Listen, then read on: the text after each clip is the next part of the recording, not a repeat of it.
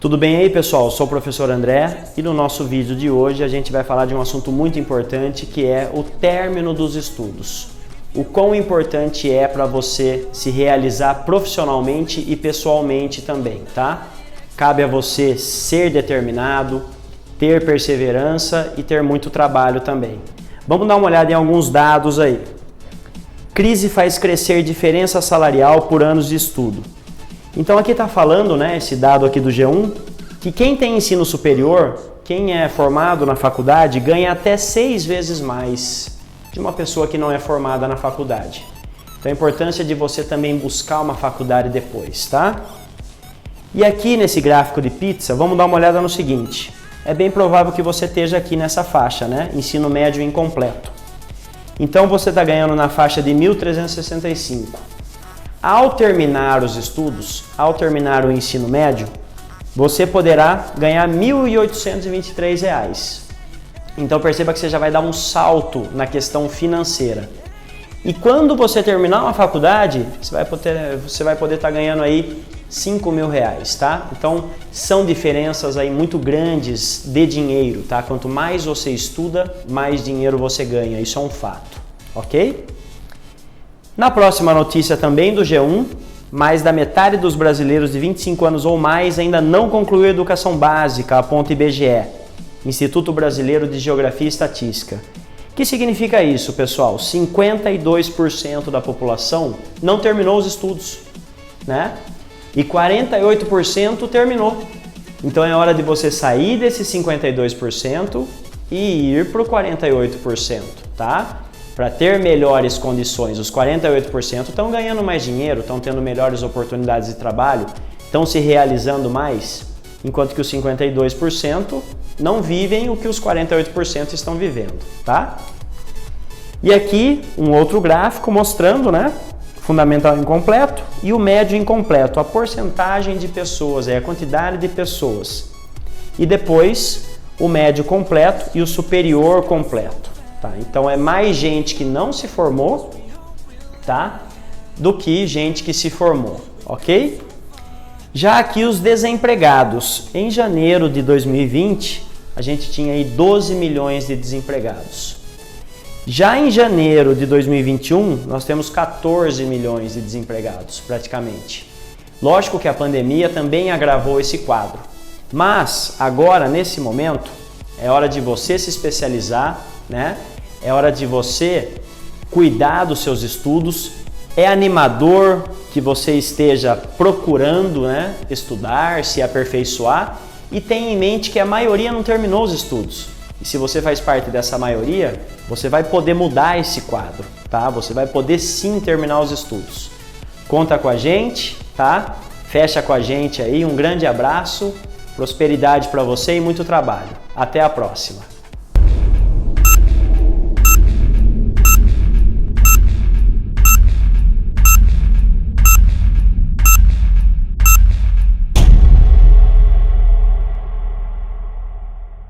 Muito boa noite, pessoal! Sejam bem-vindos aqui à nossa aula live de hoje. Hoje teremos uma aula de genética, tá? Dentro do conteúdo de biologia. Bom, e antes a gente falar de genética, falou sobre DNA, RNA, sobre leis de Mendel, sobre biotecnologia, né? No uso da genética na biotecnologia, transgênicos e tudo mais. Deixa eu passar rapidinho os nossos tradicionais avisos, né?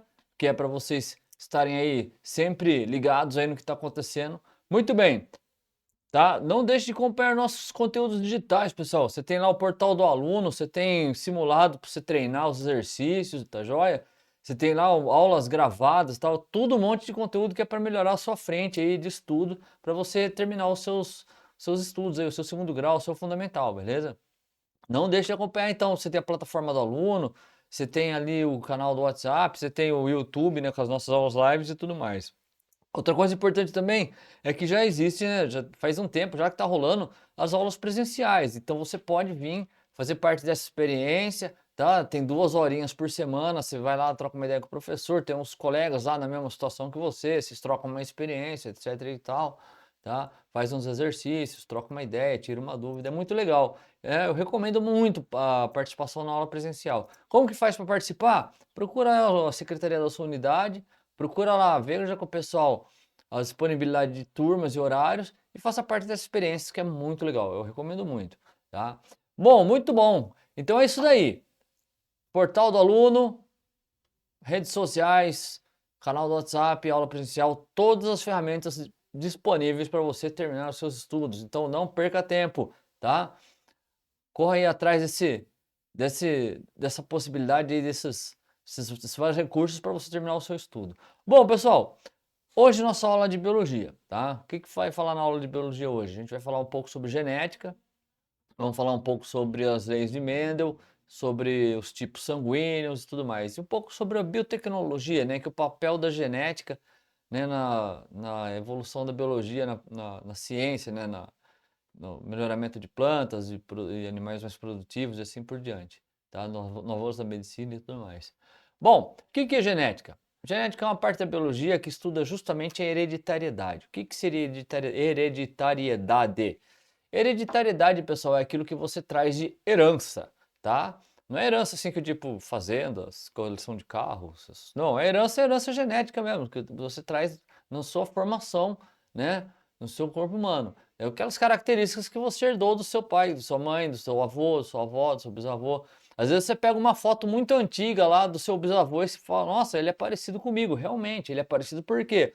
Porque vocês têm uma genética semelhante. As características genéticas dele passaram para os seus avós, passaram para os seus pais e passam para você, tá? Certamente passarão para os seus filhos e assim por diante. E assim que você continua a linhagem, né? A gente fala a linhagem dentro da genética justamente dessa maneira. Você tem características que são transmitidas através de gerações, tá? Isso não acontece só no homem, não. Acontece nos animais, nas plantas e tudo que é ser vivo, que tem uma coisinha chamada DNA, né, que carrega esse material genético, carrega essa informação genética, ele vai passando de geração em geração. Algumas características são mais fortes, entre aspas, do que as outras, ou seja, elas se manifestam com maior frequência. Essas são as chamadas as características dominantes, tá? Aquela característica que não aparece tanto é chamada característica recessiva. Por exemplo, na espécie humana, o gene dominante para olho, para cor do olho é o olho da cor escura, tá? O fenótipo escuro. E para o recessivo, ou seja, aquele que aparece com menos frequência, é o claro. Então, vamos supor, você tem um casal que tem olho claro e olho escuro, né? Quando eles têm o filho, a maior possibilidade de você ter olho escuro, a possibilidade de ter olho escuro é muito maior do que o olho claro. Por quê? Porque o olho escuro é chamado dominante, é uma característica dominante, enquanto que o olho claro é chamado recessivo, tá? Mas às vezes pode acontecer de, por exemplo, os avós terem olho claro, os filhos, né? Um dos avós tem olho claro, aí você tem filhos com olhos escuros e os netos podem ter com olhos claros. Por quê? Porque essa característica do avô ficou dormente no pai ou na mãe, mas se manifestou na outra geração, tá? Então quem descobriu isso aí foi um cara chamado Mendel. A gente vai falar um pouquinho sobre isso aí, vai ter um esqueminho gráfico ali na luz, na tela, vai ser bem legal. Bom, vamos pegar agora aí uns termos da genética, pessoal. O primeiro deles é o fenótipo. O que é o fenótipo? É um conjunto de características morfológicas, ou seja, características externas, de formato, né, visuais, e fisiológicas também, e comportamentais de um indivíduo que são visíveis de maneira externa, ou seja, aquilo que você aparenta. Por exemplo, olho claro, olho escuro, cabelo liso, cabelo ondulado, né? Alto, baixo, tudo isso aí são o fenótipo, ou seja, as características que a genética se manifesta fisicamente. Então, as características que se manifestam fisicamente. O genótipo é aquela característica que está dentro do seu DNA, que está guardado nas suas células. São o conjunto de informações que está guardado da sua célula, tá? Onde ficam guardadas essas informações? Numa estrutura chamada DNA, tá? O DNA ele é o código genético de todo ser vivo. Não podem existir DNAs iguais, tá? Cada ser vivo tem o seu próprio DNA, tá? Não tem essa de que, pô, mas tenho um irmão gêmeo, somos iguais por fora, mas por dentro não. Por dentro vocês têm o DNA um pouquinho diferente um do outro, tá? A manifestação externa não é exatamente, né, significa que vocês têm o mesmo código genético, tá bom? Se fosse assim, né, às vezes você tem uma ninhada lá de uns animaizinhos e tal, de cachorro, por exemplo, eles saem praticamente iguais. Então, eles têm o mesmo DNA? Não, cada cachorrinho tem o seu DNA. Né? Mas você tem uma relação de parentesco de irmão ou de pai e mãe, você tem uma proximidade de semelhança entre os DNAs, tá? Por exemplo, se você faz um teste de DNA para a paternidade e a semelhança entre o suposto pai e o filho der mais do que 80%, né? Aí você é considerado, né? Existe esse vínculo de paternidade. Não sei quantos por cento, 65% mais ou menos, é considerado irmão e assim por diante, tá? Você tem toda essa questão de semelhanças por causa do DNA. Bom, e aí o DNA, cada ser vivo tem o seu, tá joia? Não tem como ter DNA igual o número de CPF, tá? Cada um tem o seu. A partir do momento que o cidadão morre, o DNA dele deixa de existir. Não é cancelado, mas ele não se reproduz mais, porque às vezes se acha, né, pessoal da medicina forense, eles acabam pegando lá a exumação de cadáveres e tal, ou encontram, pessoal da paleontologia encontra lá um fóssil, aí pelo DNA do fóssil eles descobrem algumas características do animal e tudo mais, tá joia? Mas ele não se duplica mais, ele só fica registrado lá como se fosse uma cópia impressa de um determinado documento. Não está mais ativo. Bom, outras características interessantes da genética, pessoal. Hereditariedade, conjunto de processos biológicos, né, em que os seres vivos transmitem essas informações através da reprodução. Ou seja, é aquelas características que você recebe da geração anterior, né, dos pais que os receberam dos avós, dos bisavós e assim por diante, tá? A gente viu já uma vez numa outra aula de biologia sobre a divisão celular, né? O DNA ele é formado pelos 46 cromossomos da espécie humana, no caso, né? Sendo que 23 vem do pai, 23 vem da mãe, tá? E aí na célula haploide, né? A célula reprodutora, ela só tem metade dos cromossomos e quando une, forma um novo indivíduo. Por isso que tem bastante recombinação genética, tá? Bom, outro conceito é o genoma, tá? O genoma é todo o conjunto de cromossomos presentes nas células reprodutivas do indivíduo. É mais ou menos isso que eu falei agora. Então, o que é o genoma? Genoma são as características, né, que aquele indivíduo tem, que ele vai passar para frente, né, quando ele tiver os descendentes dele, tá? Estrutura, tipo sanguíneo, cor dos olhos, todas essas coisas assim, fica gravado no seu genoma, na sua célula, no seu DNA, tá? Nas suas células reprodutoras. Tá? Muito bem. E aqui a gente tem a estrutura do DNA. Vocês percebam que ele parece uma escada, né? Uma escada espiralada, assim, um espiral, né? Tá? Cada cadeia dessa, né, a gente chama de dupla hélice, né? Cada corrimão desse é unido por umas estruturas chamadas bases nitrogenadas, tá? Você tem as principais, são 4 bases nitrogenadas: adenina, timina, guanina e citosina. E elas têm uma relação direta, tá? Por exemplo, a adenina só pode se ligar com a timina e a citosina só pode se ligar com a guanina. Se não tiver essa conexão, não liga, tá? Então, às vezes quando você tem um encontro do óvulo com o espermatozoide, você tem dois genomas diferentes, né? Dois materiais diferentes, só meio DNA daí no caso, né? Aí na hora que encontra para formar um novo DNA, tem que ter essa conexão certa. A base timina tem que se associar com a adenina e a citosina tem que se associar à guanina, senão você não. Mas geralmente dá certo, por quê? Porque todos, né, todo DNA tem essa recombinação, tá? É possível fazer essa recombinação. Bom, e o RNA? O RNA ele tem uma estrutura muito semelhante do DNA, porém ele é constituído de uma única hélice, tá? É só um dos corrimões, tá? Um dos corrimãos. Tem um só corrimão, tá? Daí ele tem as bases púricas, as bases pirimídicas, né? A adenina, guanina, uracila e citosina, tá? São as bases que fazem parte do RNA, tá? E o RNA, ele é produzido pelo DNA para servir como se fosse um tipo de molde para forjar outro DNA quando a célula se divide, tá?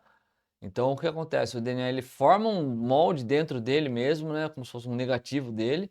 E aí, quando está pronto, ele se abre, solta esse DNA e fecha de novo. Aí, para depois, esse DNA dar origem ao novo RNA, quando esse RNA dá origem ao novo DNA, quando fizer o processo da divisão celular, tá?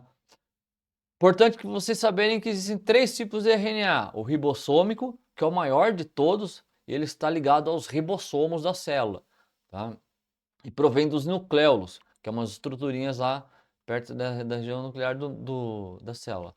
O RNA mensageiro, que ele é formado dentro do núcleo, tá? Ele se prende aos ribossomos, ele que é o transmissor de informações do DNA, na hora de você produzir um DNA novo, né, uma síntese proteica, tá? Ele é um pouquinho menor, um pouquinho menos pesado do que o ribossômico, que é o DNA mais pesadão de todos. E também você tem o DNA transportador, ou DNA solúvel, tá? Muito bem. E aí as proteínas que fazem parte do DNA são formadas de aminoácidos, tá? Isso isso aqui é um pouco mais específico, né? Mas o aminoácido nada mais é do que uma substância composta de um grupo carboxila e um grupo amino, né? Mais um radical, que é dentro da química orgânica, né? Forma toda a estrutura do RNA. Bom, só para a gente terminar a questão do DNA e do RNA. Pessoal, falei para vocês uma vez, o DNA ele é uma estrutura única para cada ser vivo. Cada um tem o seu, ele é como se fosse um CPF, não tem como você ter duas pessoas no mundo com o mesmo DNA. A menos que fosse um caso extraordinário de clonagem, tá? Mas até onde eu sei, não é permitido ainda, né? E não é nem possível até onde a gente sabe fazer isso aí, né? Fizeram lá umas experiências com a ovelha Dolly e tal, teve uma clonagem, mas ainda está muito longe, né, de talvez chegar aí num resultado mais prático, né, mais concreto, tá? Mas nada impede de você clonar plantas em casa. Quando você faz uma muda, você está clonando. Por quê? Porque você está tirando aquela planta, né, um pedaço daquela planta, botando ela na terra e aí ela está criando raiz ali e tal, fazendo uma mudinha. Ela está sendo uma planta com o mesmo DNA da outra, né? Na verdade é a mesma planta, né? Ela só rebrotou numa outra situação, mas é como se fosse a mesma planta, você cortasse ela e ela se duplicasse, tá? É o único caso raro, assim, tipo que a gente pode falar que tem o mesmo DNA, porque foi de uma planta que, né, criou muda, né? Você clonou dela, você fez uma clonagem dela, você tirou uma muda.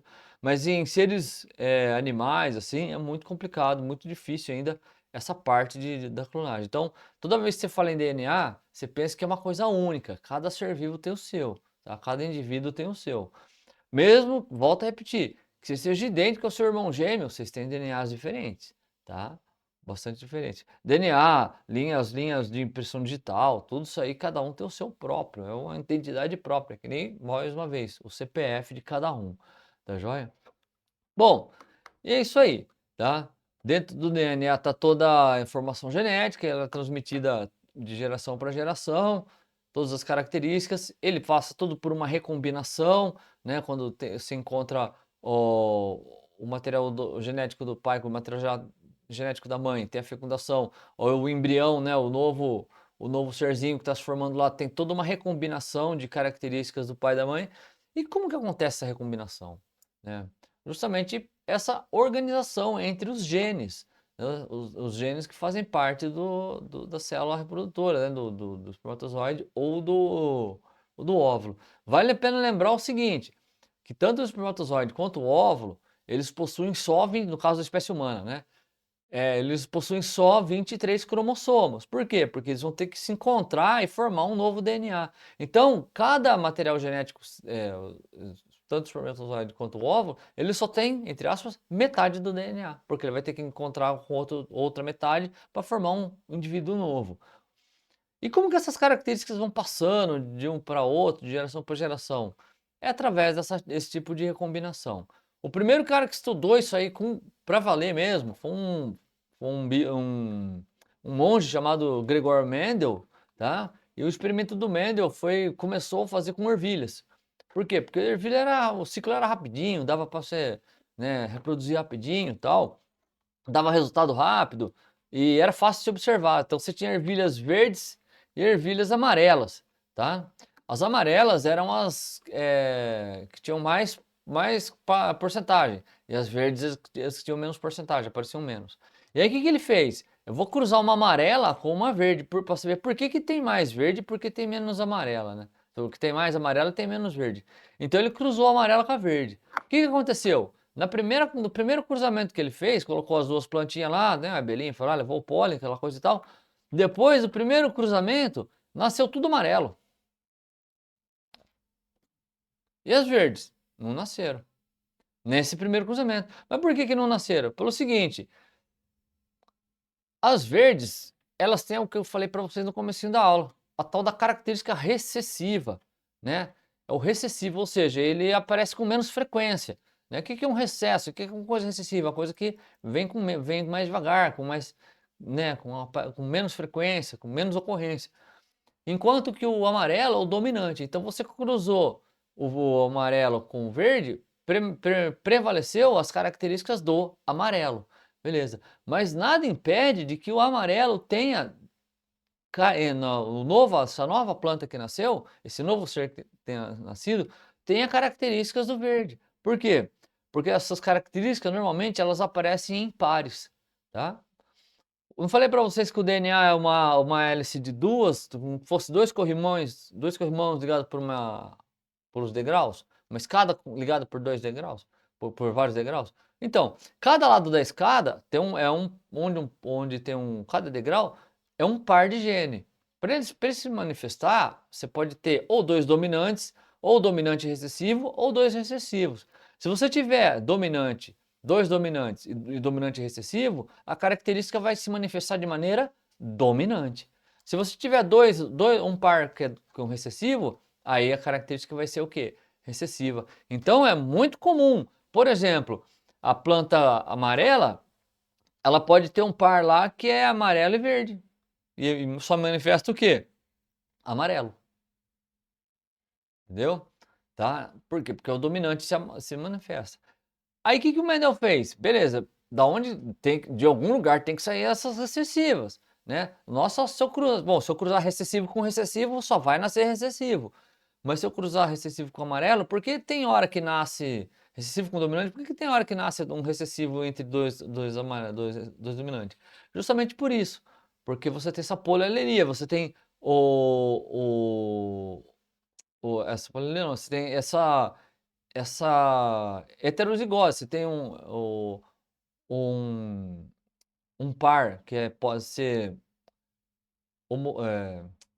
dois dominantes, ou um dominante é o heterozigose, né? É um dominante e um recessivo, e dois recessivos. Bom, o que que o Mendel fez então? Ele pegou daquelas plantas que nasceram amarela, né, que nasce bastante, né? Aí ele cruzou as duas amarelas que nasceram da primeira geração. Então teve a geração parental, dominante e recessivo, nasceu só dominante, aí ele cruzou duas dominantes. O que que ele teve? Aí apareceu 75% dominante e só 25% recessivo. Então o que que aconteceu? O que que ele deduziu? Que apesar de serem duas plantas dominantes, elas têm no DNA delas a característica recessiva. E se você combinar duas dominantes, né, que tem essa diferença, apesar de não ser os dois genes dominantes, se tem um gene dominante e um recessivo, pode acontecer de combinar dois dominantes e por uma combinação sair dois recessivos e aí forma um par recessivo, tá? Mas a ocorrência é muito menor, a possibilidade de acontecer é bem menor. No caso dessa primeira experiência do Mendel, esse recessivo se manifestou só 25%, enquanto os dominantes são o quê? 75%, tá? E mesmo entre os dominantes, o que mais ocorre, a maior ocorrência é dos heterozigotos, que tem tanto um gene dominante quanto um recessivo, um dominante e um recessivo. Olha lá na nossa tela ali, ó, na última linha, né? Tem o V grande, V maior, V maior, V maior, né? Depois você tem duas bolinhas amarelas com V maior, V menor, e por último a bolinha verde com dois Vs menor, que é o recessivo. Bom, Depois disso aí, pessoal, o Mendel, ele propôs que tivesse outro tipo de cruzamento, né? Na verdade, ele propôs uma segunda lei, a lei da recombinação. Aí sim que a coisa fica mais complicada, porque se você tem lá dois pares de genes, na hora que você separa o DNA para formar o gameta, para formar a célula reprodutora, aí você vai ter várias combinações, né? Desses pares. Então a chance de você recombinar e sair muito mais características muito mais diferentes é muito maior. Mas sempre vai haver a tendência de que a maior ocorrência vão ser de características dominantes. Mas pode ter, por exemplo, né? Vamos falar na espécie humana. O cara nascer com cabelo escuro, que é dominante, e olho verde, que é recessivo. Ou pode nascer com cabelo claro, que é recessivo, e olho escuro, que é dominante. Então, pode ser duas características que podem ser recombinadas de maneira independente, tá? Para nascer um indivíduo que fosse cabelo claro e olho claro, ele teria que ser totalmente recessivo, tá? A ocorrência é muito pequena, mas é possível que aconteça, tá? Se você tiver um dos pais que tenha essas duas características, né, ou cabelo claro ou olho claro, né, ou característica para esses genes, aí a chance de ocorrer é pequena, mas é real, beleza? Bom, outro estudo também nesse sentido foi a questão do sangue, né? No começo do século XX, o Karl Landsteiner, ele é um cientista austríaco, ele propôs a tipagem do sangue, né? Em três categorias, A, B e O, né? Não, três tipos, né? E aí também depois surgiu com outro grupo que é o AB, tá? E, bom, o sangue é um tecido conjuntivo, né? A gente sabe que ele é formado de duas partes, uma parte sólida e uma parte líquida. A parte sólida, parte líquida é o plasma, né? E a sólida seriam as hemácias, leucócitos e plaquetas, tá? E aí o que acontece? Nas hemácias podem estar presentes duas proteínas chamadas aglutinogênicos, o A e o B, que são responsáveis pela determinação do fenótipo sanguíneo, são responsáveis pelo tipo de sangue, né? Pela tipagem sanguínea. E o plasma pode conter outras duas proteínas aglutininas, a anti-A e a anti-B. Tá? O contato entre essas duas, o aglutinina e o aglutinogênio, do mesmo nome, num indivíduo, causa uma reação chamada antígeno versus anticorpo, que é chamada de aglutinação. Tá? Quando não tem essa aglutinação, o sangue não forma, ele não é compatível. Tá? Então, você tem lá no esquema de transfusão sanguínea a seguinte relação. Quem tem sangue A só pode doar para quem é A ou para quem é AB. Porque o AB tem tanto o antígeno para o A quanto, né, para o B. E ele pode receber do A e do O só. Ele não pode receber do B. Se ele receber do B, ele não é compatível. Tá? O B é a mesma coisa. Ele só pode doar para o B e para o AB. Tá? E também só pode receber do B e do O. O O que é o chamado doador universal, ele pode doar para todo mundo. Tá? O AB, ele pode doar para todo mundo, né? E para todo mundo não, ele só pode doar para o AB e ele pode receber de todos os tipos, porque ele tem recepção para A, para B e para o O, tá? Né? Tanto o AB mais e o AB negativo. E o AB negativo só pode receber do AB e AB negativo e do O negativo também. E o O, que é o chamado doador universal, ele pode doar tanto para o AB, para o AB e para o O. Mas só pode receber dele mesmo, tá? E o O negativo pode doar para todo mundo e só pode receber dele mesmo, tá? Então essa é a questão da herança sanguínea. Porque se você não tiver essa compatibilidade, o sangue não forma. Tá? Bom, e um outro fator de tipagem sanguínea também foi o RH, né? O Rhesus. Tá? Foi descoberto também pelo Landsteiner e com a ajuda de um outro cientista, o Weiner, né? Em 1937. Tá? Ele é determinado por um par de alelos R maior, R maiúsculo e R minúsculo, né? O dominante e o recessivo, tá?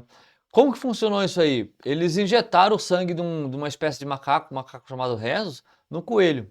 E o coelho produziu anticorpos, né? O anti-RH, o anticorpo para o sangue do macaco, tá? Então, ó, ficou o soro com os anticorpos ali, tá? E deu uma reação positiva, ou seja, ele aglutinou, ele não aglutinou, né? Então ele teve o quê? Um tipo de incompatibilidade.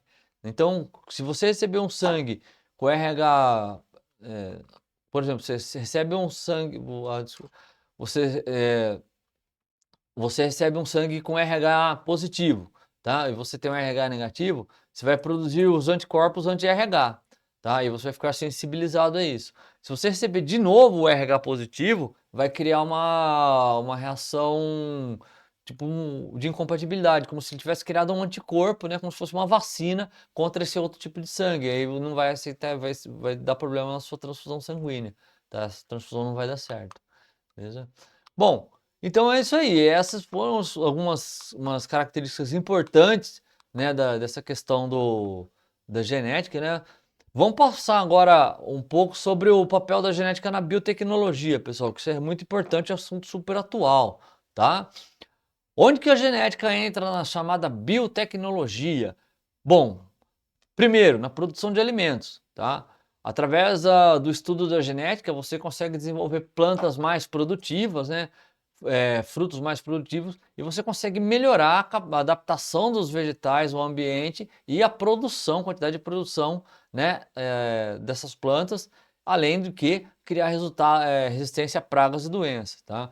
A mesma coisa a gente faz na pecuária, né? Você pega lá, por exemplo, um gado zebuíno, que por exemplo o Nelore, que é um gado que aguenta o calor do Brasil, aguenta aí as umidades do Brasil, mas ele tem a carne dura, né? Tem pouca carne. Aí você pega o Nelore, você cruza ele com uma raça europeia, que não aguenta o nosso calor, mas ele tem muito melhor de carne e tal. Aí você pode ter as variedades, né? Tipo Brangos e tal, variedades assim que tem o quê?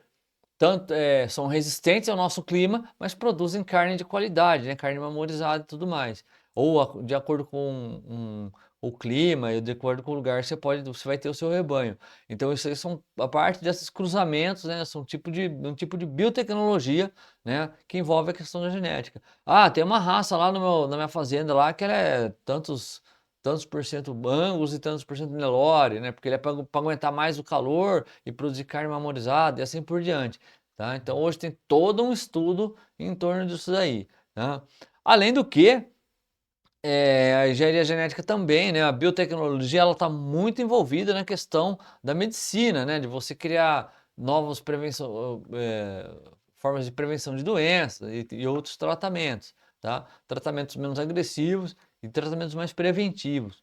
Bom, recentemente, né? Recentemente não, mas nos últimos 20 anos, aí a gente vem acompanhando a polêmica do transgênico, tá? O que é o transgênico? O transgênico, pessoal, é quando você usa da biotecnologia para colocar um gene, uma característica genética no DNA de uma determinada planta, tá? Para você mudar esse DNA geneticamente para ela ganhar uma característica favorável. No caso, por exemplo, a resistência à praga ou imunidade a um determinado tipo de doença, tal. E aí o que acontece? A planta tem uma modificação genética, ela ganha essa característica nova e aí você pode evitar de usar tanto veneno, tanto agrotóxico numa determinada plantação, tá? É bom ou é ruim? Ainda não sabemos, existem estudos e estudos, tá? Mas a verdade é que o intuito inicial disso aí era justamente isso daí, era você diminuir o custo de produção na lavoura, melhorar sua produtividade e evitar tanto o uso de agroquímicos, né? Por exemplo, quando começaram com a soja transgênica, usava-se muito herbicida, muito veneno, e isso aí tinha um efeito danoso no ambiente, porque ficava no solo, tal, demorava para degradar, então você não podia pôr outra cultura em cima, tal, que depois ela sofreu efeito, tal, além de outros danos ao meio ambiente. Porém, se você não usar isso de maneira racional, você também acaba poluindo de outra forma, né? Por exemplo, o produto que eles que podia usar agora nessa soja transgênica, o pessoal está usando ele sem medida e ele agora que está sendo o grande vilão, o grande resíduo que fica na lavoura. Então, a biotecnologia ela tem um papel importante, mas ela tem que ser usada de uma maneira racional, tá? Essas sementes geneticamente modificadas, né, elas são identificadas por esse símbolo aí, ó, é um triângulo, tá? Amarelo com um T dentro, esse T é de transgênico, tá? Você pode pegar qualquer produto do supermercado aí, esses ração canina, alguns chips assim, alguns desses salgadinhos, pode ser que apareça esse símbolo do transgênico, porque às vezes é feito com soja transgênica, com milho transgênico e tal. Né, tá? Os chamados organismos geneticamente modificados. Ah, eu não quero comer transgênico. Então você procura lá na embalagem. Se tiver esse símbolo, você não come. Ah, eu não ligo, não. Para mim, o que mata não engorda. Tudo bem. Vai lá, tem símbolo, tudo bem. Você tá ciente que tem, tá? Mas é para vocês saberem o que significa isso, tá? É o organismo geneticamente modificado, tá?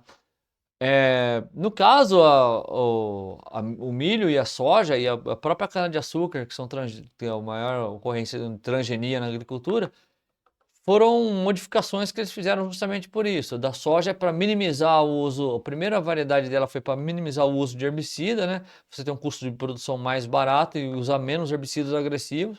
Do milho foi para combater a incidência de um tipo de lagarta que acabava com o milho. Então você colocou o gene de um tipo de um gene que, né, o milho cria uma defesa contra a lagarta. Então ela vai lá, come as primeiras folhas, ela não se sente bem e morre. Tá? Mas não vai matar a gente, não vai matar a lagarta porque é um negócio que atrapalha o metabolismo da lagarta, beleza?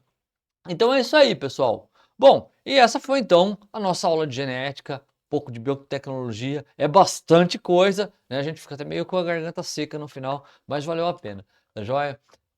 Muito obrigado aí pela presença e interação de todos. Continuem antenados aí nos nossos canais, beleza? Ah, professor, mas eu não sei acessar o portal do aluno. Vai lá, fala com o cara da Secretaria da sua unidade. Eles vão passar uma instrução para você. Tem uma galera super treinada para isso. O pessoal está super preparado, tá? E não deixe também de continuar aí no nosso canal, aqui nas aulas lives, tá? No canal do WhatsApp. E, lógico, né?